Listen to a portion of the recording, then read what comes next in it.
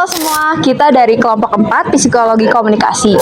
Di sini kita akan membawakan materi berjudul Bahasa Tubuh sebagai Komunikasi Nonverbal antara Makna dan Miskomunikasi. Tujuan dari pembawaan materi kita hari ini, yang pertama, menggambarkan pentingnya bahasa tubuh sebagai bentuk komunikasi nonverbal.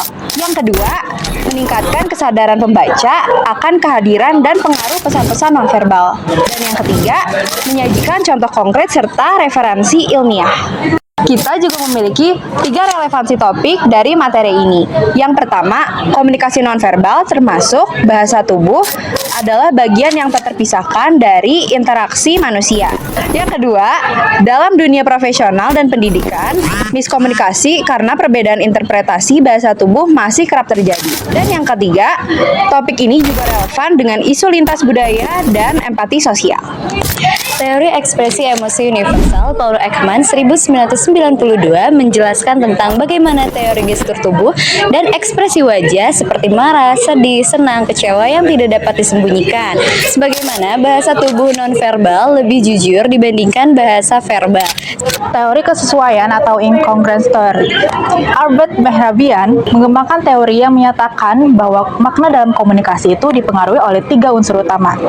Teori ini dikenal sebagai 73855 rules.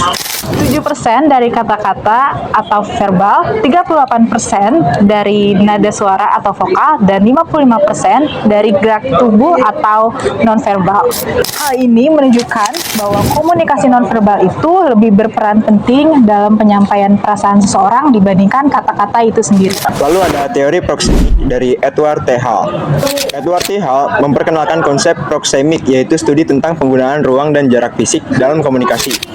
Ia membagi jarak ke dalam 4 kategori. Yang pertama itu intimate distance 0 sampai 45 cm, personal distance 45 sampai 120 cm, social distance 1,2 sampai 3,6 meter, public distance lebih dari 3,6 meter.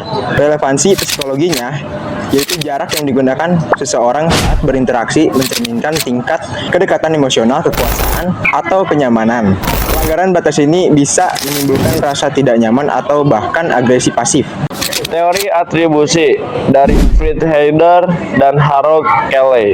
Penjelasan teorinya yaitu teori atribusi menjelaskan bahwa manusia cenderung menafsirkan perilaku orang lain dengan menilai penyebabnya berasal dari faktor internal dan atau eksternal.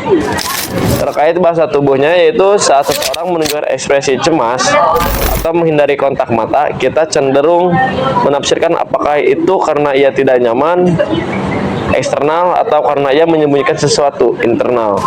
Bahasa tubuh dan komunikasi nonverbal merupakan peranan penting ke dalam kehidupan manusia. Berbagai teori psikologis seperti teori ekspresi emosi nasional, teori atribusi, teori kesesuaian, dan teori pragmatis kan bahwa bagaimana komunikasi nonverbal dan bahasa tubuh ini menjadi peranan paling penting di kehidupan manusia. Sekian dari kelompok 4 tentang materi bahasa tubuh dan komunikasi nonverbal. Selebihnya mohon maaf. Wassalamualaikum warahmatullahi wabarakatuh.